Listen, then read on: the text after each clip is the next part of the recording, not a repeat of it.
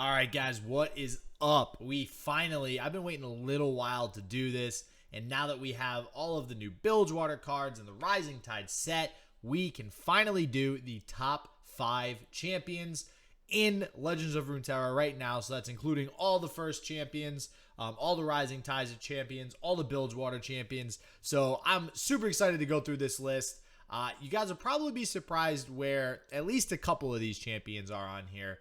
And another one of the newer champions is pretty freaking good. Let's just say that. So if you're here to see the best champions in Legend of Runeterra, you are in the right spot. As always, my name is Justin, also known as Shit Just Works. And today we are going over the top 5 champions in Legends of Runeterra.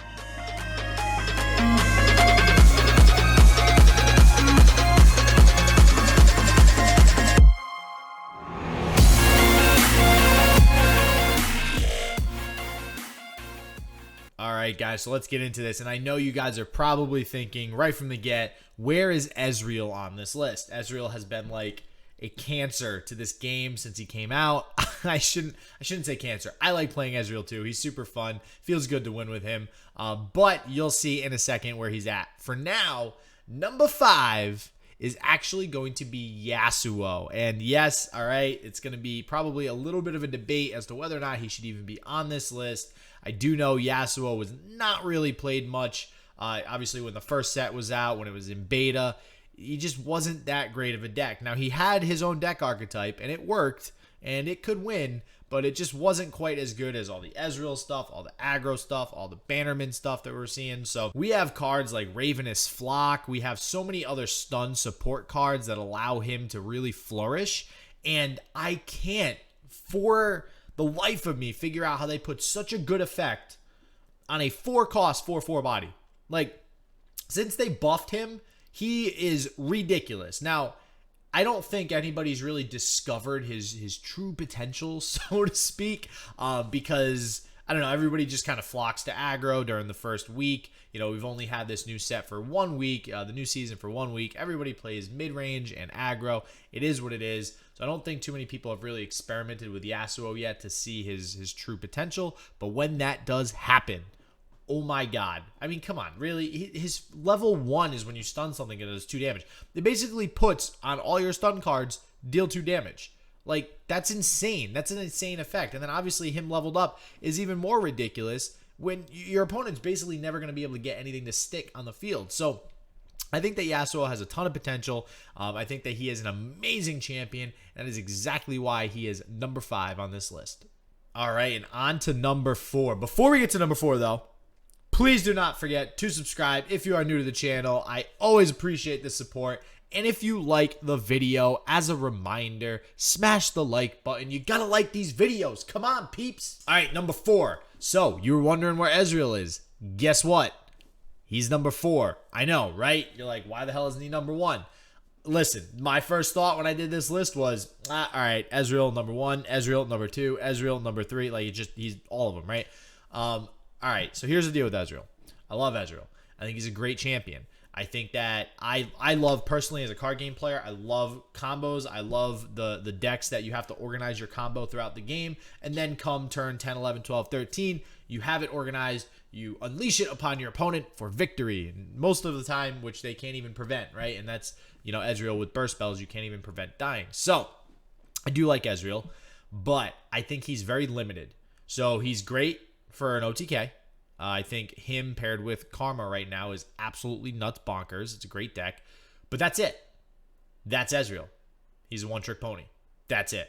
And I think, so if we're looking at the overall card design, we're looking at overall what the card does for the game, plus his effects and his stats versus his cost. If you really want to put everything into a bucket and see how good this champion is, when you do that with Ezreal, he's not as good as some other champions. Okay, he is only useful in one type of deck.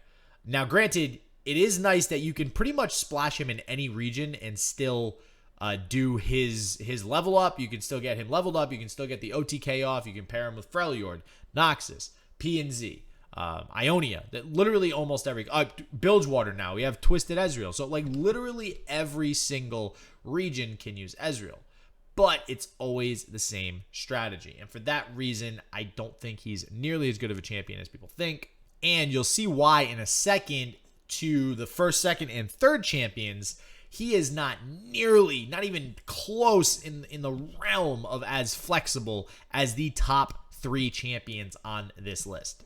So, I know Riot said they're keeping an eye on Ezreal, as they should. Any sort of OTK strategy should have an eye kept on it. But overall, as a champion, I think there's better choices. I think that as the game matures, as more sets get released, he will become an afterthought. He will be a strategy still to possibly win the game. There might be sets where his strategy's better, might be sets where his strategy's worse. As of now, he is number 4. All right, and speaking of Ezreal, we must mention in the same breath, Karma. So, Karma Ezreal, I think right now is the strongest version of Ezreal, and obviously, I think that's because of Karma entirely.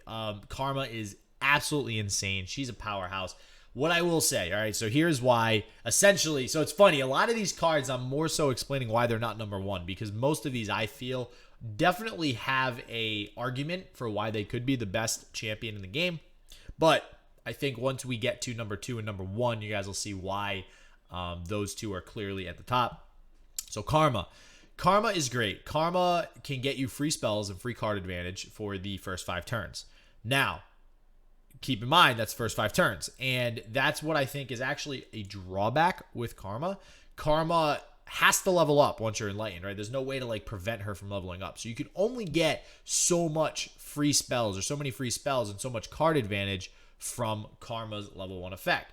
After that, of course, she becomes a beast, having spells. Everything you play spell-wise gets played twice. That's amazing, all right? I'm not going to take that away from her. It's absolutely amazing. When you compare it to something like a Nivea, when she becomes enlightened, she's not losing any, inherent effects on the card. She just gets everything boosted. She gets her stats boosted. She maintains the last breath effect.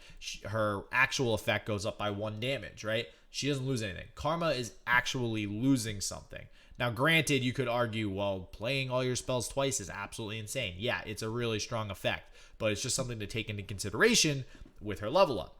She is not like inherently a combo in and of herself like Ezreal, where she's like a win condition. She's not a win condition. She enables other win conditions, which is what I like so much about Karma, which is why, although I think they said they're keeping an eye on Karma too, I actually like her leveled up effect. I think it should remain the same. Maybe make her cost more if you're really going to nerf her or something like that. But I do like her effect. I think it enables a lot of cool interactions in the game as well as combos.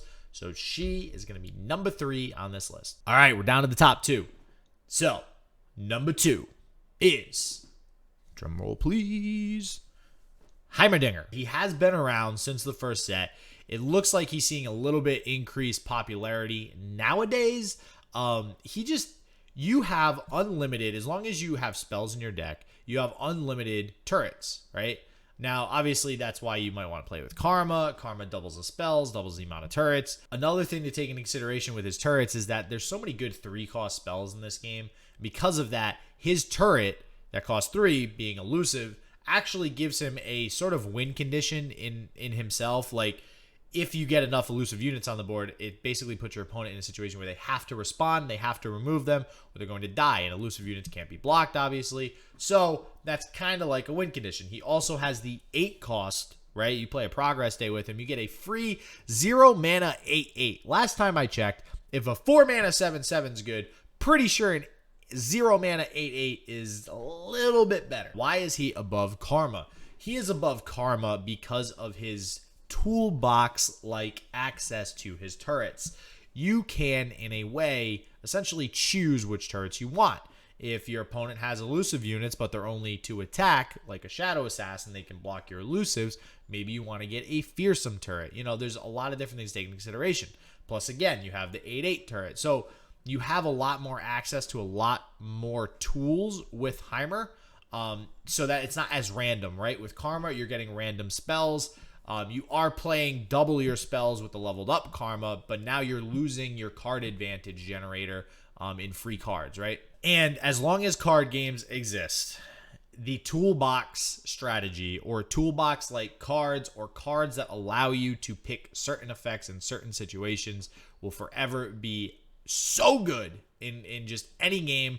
I remember playing Yu-Gi-Oh! A long time ago. There was a deck called Toolbox Warrior, and it's because there was a card, Reinforcements of the Army, that could search your deck for any level 4 or lower warrior type monster in Yu-Gi-Oh! And put it in your hand. That's nuts. And then there was, warriors that could remove monsters your opponent had. Now, going along with the Toolbox strategy, if you couldn't already guess what I'm getting at for who is number 1, and God, am I excited that a newly released champion is number 1.